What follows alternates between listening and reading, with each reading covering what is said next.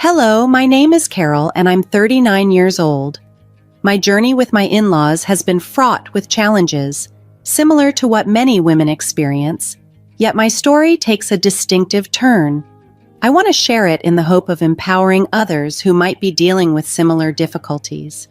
It all started when my husband Anthony approached me with a troubled expression saying, "I have something important to tell you." Concerned, I asked if everything was okay. He replied, "No, I'm scared. I've just discovered something terrible about my mom and sister." Anthony was referring to the ongoing mistreatment I had endured at the hands of my mother-in-law, Deborah, and my sister-in-law, Catherine. They had repeatedly sabotaged me, ruining my outfits for important occasions, tampering with my food and drinks to cause embarrassment, and even spreading malicious rumors about my successful business. Their animosity stemmed from their resentment toward me for marrying into their family. I had repeatedly voiced my concerns to Anthony, but it seemed my words fell on deaf ears until that moment. Curious about what had changed, I asked Anthony, and he showed me something shocking: security camera footage from our business venue. Anthony and I run a boutique where we sell an array of crafted items, including baby clothes and purses. It was a venture I had started and felt deeply passionate about, yet Deborah and Catherine never missed an opportunity to discourage me. Their discouragement was blatant. During one conversation, they told me, "Are you sure we should be involved in this business? It's not going to succeed, especially with your lack of expertise." And further, what she means is, "You're not capable enough to handle this business. You should just give up and focus on being a housewife or finding a regular job. Starting a business is too difficult for someone like you." These words were meant to deter me, but seeing the truth laid bare in the footage, Anthony finally understood the depth of their deceit and manipulation. He apologized for not believing me sooner. This revelation marked a turning point for me. I realized that standing up for myself was not only about confronting my in-laws, but also about affirming my capabilities and continuing to pursue what brings me joy, regardless of their attempts to stop me. My story is a testament to the strength found in perseverance and the importance of supportive partners who stand by your side when the truth unfolds. I believe their actions were driven by jealousy. There's no other explanation for their horrendous behavior. My suspicions about their mean-spirited nature were confirmed when they tried to humiliate me repeatedly. I showed my husband Anthony my ruined dress, begged him to taste my tampered food, and exposed their lies about my business, but he remained skeptical. He needed to see the evidence with his own eyes, and eventually he did. The video Anthony showed me was utterly shocking. In it, we saw two masked women, one noticeably taller than the other, vandalizing our boutique with spray paint. Anthony pointed out, "Take a closer look. Notice the lady with the necklace?" As I examined the footage more closely, I recognized Deborah's unique necklace, the one Anthony had brought her from Hawaii. It was a defining moment. Who else could it be? I thought. They look so similar. "I believe you now," Anthony finally admitted. Tears welled up in my eyes. I felt a mix of anger and hurt due to the length of time it took him to see the truth, but also relief that someone finally acknowledged my ordeal. I had hesitated to tell him about this because they were his family. It felt wrong to speak ill of them or to consider legal action for the damage they caused, but I was secretly contemplating how to address the situation. Just then, Anthony's phone rang. It was Catherine. "Speak of the devil," he muttered as he answered. After a brief conversation, he said, "So, Catherine just told me that Uncle Brian is back from his trip, and Mom wants to have a big family gathering since a lot of people are home for the summer." The idea of a family gathering sparked a mixture of feelings. It was an opportunity to confront the situation or find a way to move forward. I knew something had to change, and with Anthony finally on my side, it felt like the right time to think about our next steps carefully. This weekend, are you planning to discuss what we saw in the video? I know it's difficult for you since they're your family, but I'm ready to confront them if you think we should. I said to Anthony. He hesitated, the conflict evident in his eyes. They are my mother and sister, Carol, and that makes it tough, but I will support you however I can, he assured me. As the weekend approached, we arrived early at Gust's house, where the gathering was to be held. Uncle Brian, a beloved family figure, was returning after a long absence, and his homecoming was meant to be a joyful occasion. However, upon our arrival, I could immediately sense a shift in the atmosphere. Catherine and Deborah, who had been all smiles, suddenly displayed expressions of jealousy and disgust upon seeing us. "Oh, you two are here early," Deborah remarked with a forced smile. "Yes, Mom, we thought we'd come by early to help out, knowing how many people are expected today," Anthony responded, his tone amiable. "How sweet of you, we're happy to have the help," I chimed in, trying to keep the conversation light. As I spoke, both Catherine and Deborah shot me looks that seemed to accuse me of some unspeakable crime, their eyes narrowing slightly as if they wanted to say more but couldn't just yet. Then, in an almost theatrical display of sympathy, Catherine commented, "Oh, Carol, it's awful about your business being vandalized. I saw the damage on my way here, such a tragedy." "Dreadful," Deborah added, her voice dripping with feigned concern. Their overly cheerful demeanor and poorly concealed smirks were clear indicators of their duplicity. It was almost as if they were enjoying the situation. I caught them trying to suppress their laughter, a sight that only fueled my resolve. Yet I chose to remain calm, not wanting to escalate the situation prematurely. "I know, it's just terrible. We can't imagine who would do such a thing. It was upsetting to see something we've put so much effort into being damaged," I replied, maintaining a composed facade. For now, I decided to bide my time, waiting for the right moment to reveal what I knew. The idea of confrontation hung heavily in the air, but I was determined to handle it strategically, ensuring that when the truth came out, it would be undeniable and impactful. "Don't worry, the police will investigate this," I stated firmly, knowing that it was important to show we were taking the situation seriously. "The police? Why involve them in such a minor incident? It's probably just some kids messing around. No need to make a big deal out of it," Catherine quickly interjected, her tone dismissive. "Oh, Catherine, it's considerate of you to be concerned about these supposed troublemakers, but they still need to face the consequences for their actions. They knew exactly what they were doing," I replied, not letting her brush the issue under the rug. "I agree with Catherine," Deborah chimed in. "We all did silly things as teenagers. Let's not dwell on it. Come on, let's focus on getting everything ready for the party." I could tell they were nervous, trying to downplay the incident after probing so much about it. Anthony and I exchanged a knowing glance, then joined in to help with the party preparations. We spent the morning and early afternoon setting up, cooking, and cleaning. By 4 p.m., family members began arriving for the reunion. After we finished our tasks and had a moment to relax, Anthony pulled me aside. "I have something for you, a hidden microphone. I want you to wear it," he whispered. "Why? What's going on?" I asked, puzzled by his request. "I'm not strong enough to confront my mother or sister.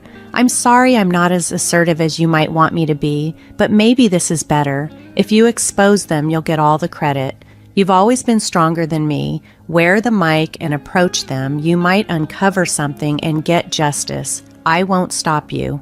I appreciated Anthony's support, even though I wished he could be more confrontational himself. With that, I put on the mic, hit record, and went to find the two troublemakers. I finally found them in the kitchen, engaged in a heated discussion. Before I entered, I paused, gathering my courage to confront whatever truth might come to light.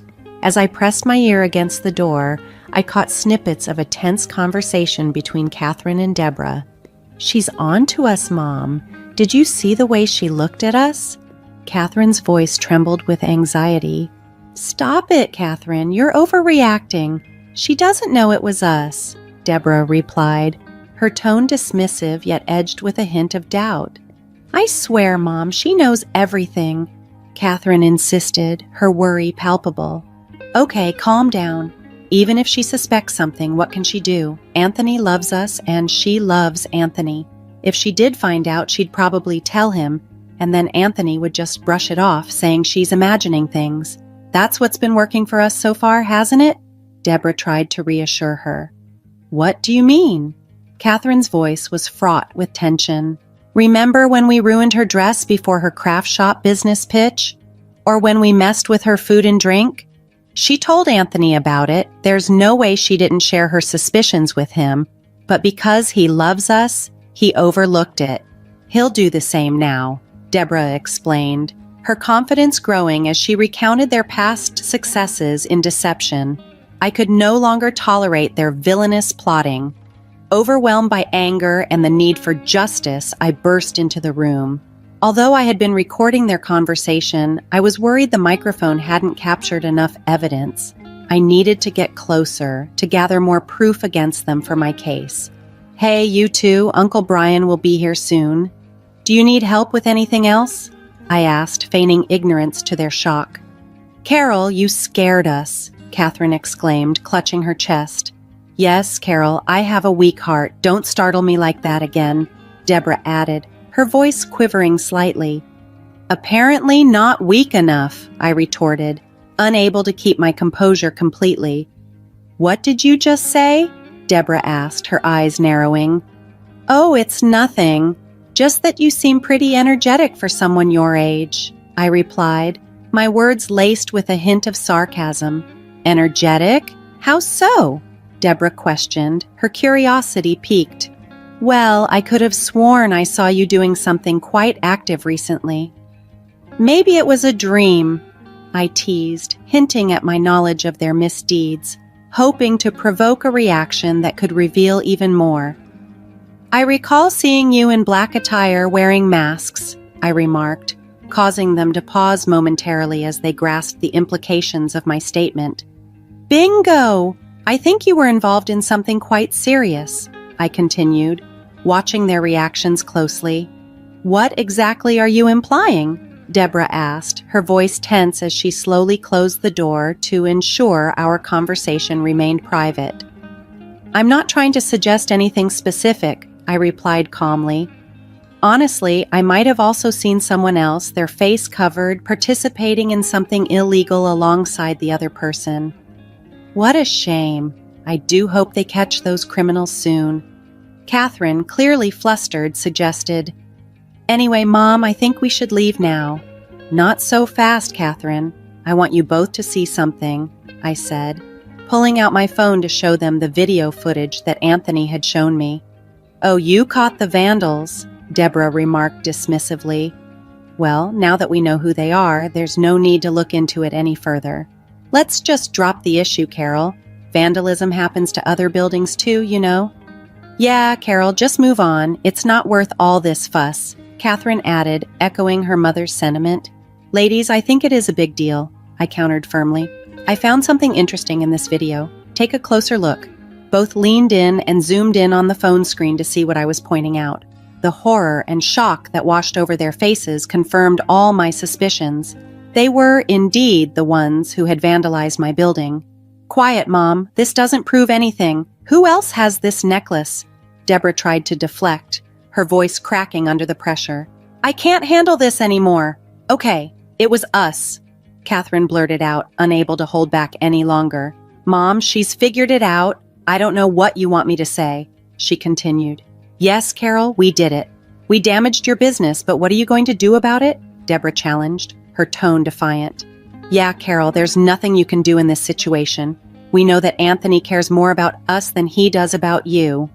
Even if you try to take action, he won't punish us because he loves us," Catherine added confidently.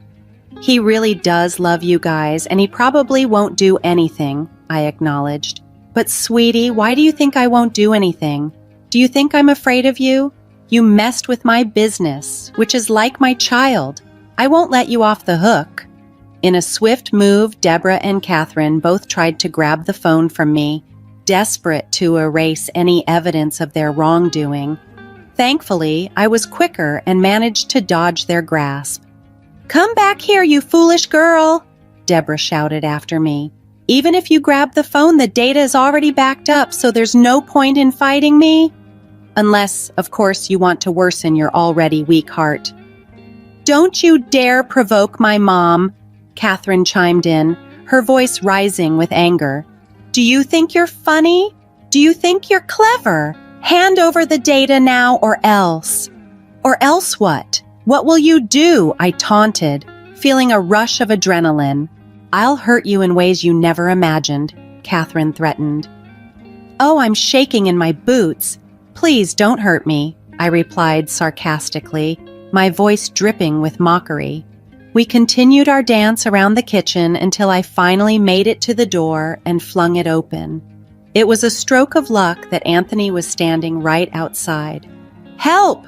Your mom and sister are acting crazy," I exclaimed as I stepped out, breathing heavily from the chase. "I came to tell you that Uncle Brian is here. What's happening?" Anthony asked, confusion etched across his face. "I'll tell you what's happening," Deborah retorted sharply. "Your wife is falsely accusing us of damaging her business, and she's threatening us." "That's not true," I interjected quickly. "Tell them, Anthony." There was a moment of tense silence. Anthony looked visibly upset, his features contorted as he struggled to find the right words. "I know you're not used to arguing with your mom and sister, or arguing at all for that matter," I urged him, "but I need you to stand up for me, your wife, right now, please."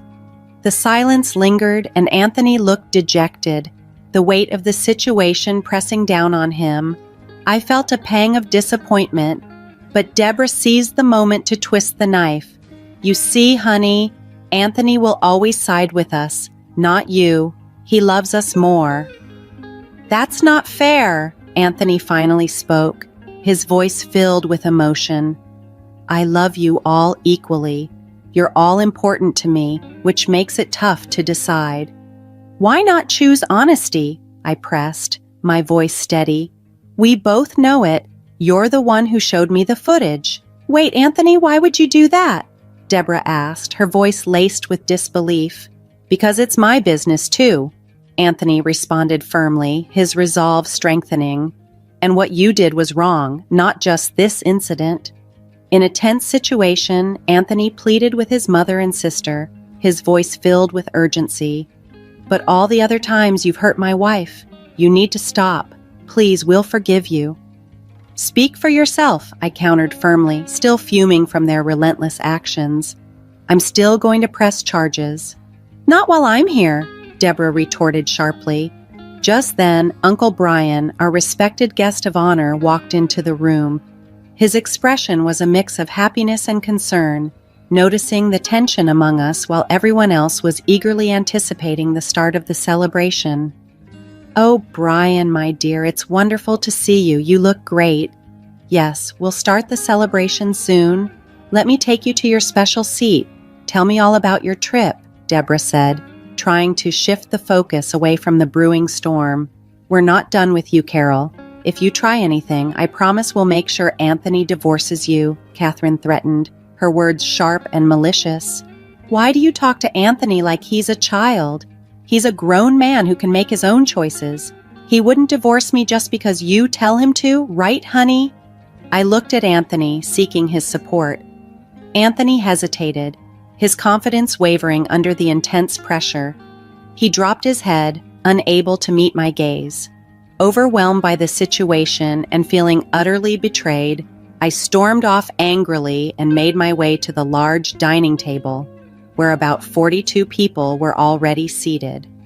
Trying to remain composed, I sat down, seething silently.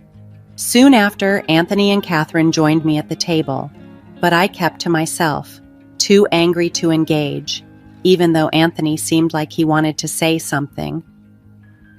Eventually, Deborah and Uncle Brian arrived, and despite the earlier discomfort, the celebration began. As we ate, my anger continued to simmer, and I could no longer contain it. "Attention, everyone," I announced, standing up abruptly. I have something important to say. There are 2 people here who have always hated me, who tried to make my life miserable. Some of you might already know, but I'll make sure you all understand. I then played the recording of our earlier argument for everyone to hear. The room filled with gasps of shock and disbelief as people listened to the incriminating words. Catherine and Deborah sat frozen in their seats, quickly denying everything and accusing me of lying. The dinner turned chaotic. I yelled at Deborah and Catherine, and they yelled back while the other adults at the table tried to make sense of the unfolding drama. Anthony, as usual, remained silent, absorbed in his turmoil, until the distant sound of sirens filled the air. Then, suddenly, the room fell silent. The police were on their way to the house. "What have you done, you wretch? I'll get you for this," Deborah hissed venomously at me. "I didn't do anything," I responded calmly. "Anthony did. He's the one who called the police." Catherine, stunned, turned to Anthony. "You need to face the consequences for what you've done," he told her firmly. "I called the police on you, and they have a warrant for your arrest. I secretly recorded our conversation, the one Carol played for everyone." Anthony continued, his voice growing stronger. "We've all seen how Mom and Catherine treat Carol, but none of us said anything, especially me. Carol is my wife, and from now on, I'm standing by her side because she's been proven right. Mom, Catherine, please cooperate." At that moment, the police entered the house and arrested Deborah, who cursed and yelled as she was taken away. Catherine tried to flee, but was quickly apprehended by the officers. Both women were embarrassed as they were led out of the house, throwing accusatory glares at me and calling Anthony a traitor. After Catherine and Deborah were taken away, the night continued, albeit a bit awkwardly. We all opened up about how toxic they had been. Even Uncle Brian joked, "I'd rather be in prison than be around them." We laughed and managed to enjoy the rest of the family reunion without them. Throughout the night, some family members received calls from the local jail, presumably from Catherine and Deborah. Some answered and told them bluntly that they needed to learn a lesson. Others pretended the network was down, and many simply refused to take the calls. Anthony and I grew closer after he supported me by calling the police. Catherine and Deborah paid a fine for the damages and were soon out of jail, but their egos had taken a significant hit. Now, when we see them, they look ashamed and fearful instead of jealous and disgusted, a change that I found particularly fitting. Revenge has never felt as deeply gratifying as it does in this moment.